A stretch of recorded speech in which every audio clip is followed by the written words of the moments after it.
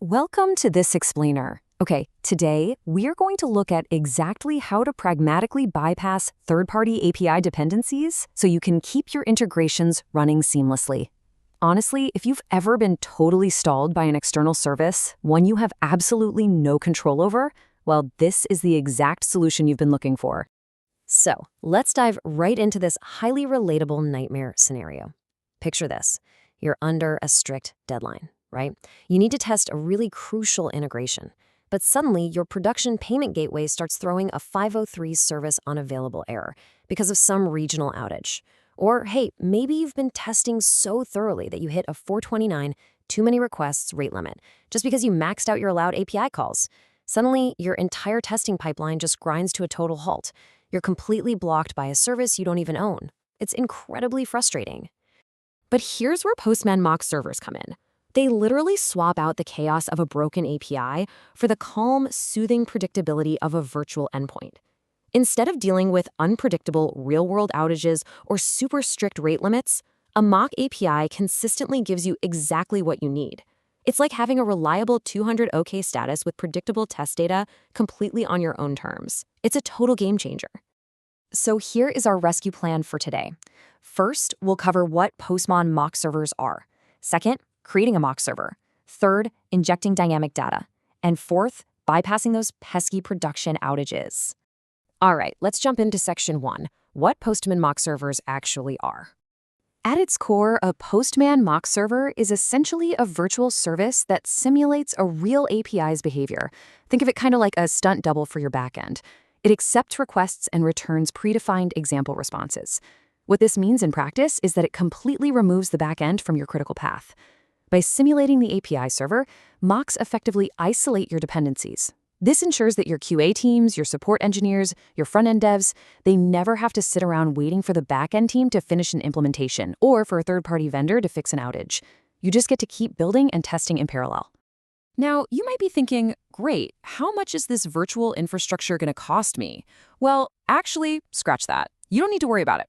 Postman's free tier provides up to 1,000 mock calls per month, with a super generous rate limit of 120 requests per minute. And that applies to both public and private mocks. To put that into perspective, that is plenty of capacity to keep a blocked pipeline running and test your critical paths without spending a single dime. Moving right along to section 2, creating a mock server. Let's look at how easy this actually is. The absolutely crucial foundation for your mock server is what's called the example. It's just 3 steps. Step 1, open a request in Postman, send it, and hit Save as Example to attach that real response directly to your request. Step 2, go to your Collections action menu and just select Mock Collection.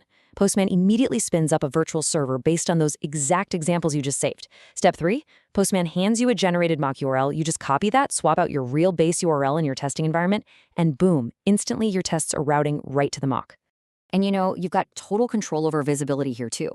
By default, mocks are public, meaning they're accessible to anyone who has the URL, which is fantastic when you just need to share something quickly. But you can lock them down by making them private mocks.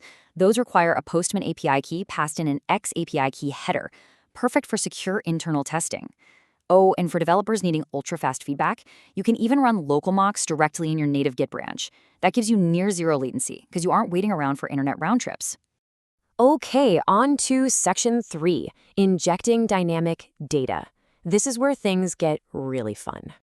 So a major pitfall of mocking is returning the exact same hard-coded static data every single time. If you do that, it can cause your front end or your test to overfit to that one very specific scenario. To solve this, Postman brilliantly integrates the Faker.js library. This lets you replace those static response values with dynamic variables. By generating randomized data on the fly with every single request, your mock server starts acting way closer to an actual real-world database. Let's look at how this works in practice. These dynamic variables simulate realistic transactional data just effortlessly. Need a random number? Whenever you use the random integer syntax, Postman will spit out something like 764. Need a unique identifier? Drop in the GUID tag, and you get a completely fresh UUID on every call. Need to record exactly when an event happened? The timestamp tag gives you the current Unix time. You just drop these variable tags right into your saved examples JSON body, and Postman dynamically resolves them the second the mock is called. But wait, it actually gets even smarter. You can use contextual helpers to literally echo data from the incoming request. So, say a user sends a request with a specific username in the body. You can use the body helper to extract that exact username and send it right back in the mock's response. You can do the exact same thing for query parameters, headers, and even specific segments of the URL path. Essentially, this lets you create smart CRUD mocks, for creating, reading, updating, and deleting data that dynamically respond to user input. And you do all this without writing a single line of backend code. No way, right? Finally, Section 4, bypassing production outages. Let's tie this all together. Let's circle back to our initial nightmare. That payment gateway is down due to a regional outage. You do not need to sit around waiting for the vendor to fix their backend. You can use explicit headers in your requests to control your mock server. By sending a specific XMock response code header, you can literally force the mock to return a 200 OK, so you can just proceed with your testing. Or you can intentionally trigger a 503 service unavailable to verify that your own app's error handling gracefully degrades instead of just crashing. You can even use the XMock match request body header to ensure your app is sending the exact right JSON payload, or throw in an XMock response delay header to simulate a degraded, super slow network. I absolutely love this quote because it perfectly sums up the modern QA and support engineer's mindset when utilizing Postman mock servers. Control the uncontrollable by isolating these dependencies. When that payment gateway inevitably goes down, you simply redirect your testing environment's base URL to your Postman mock server.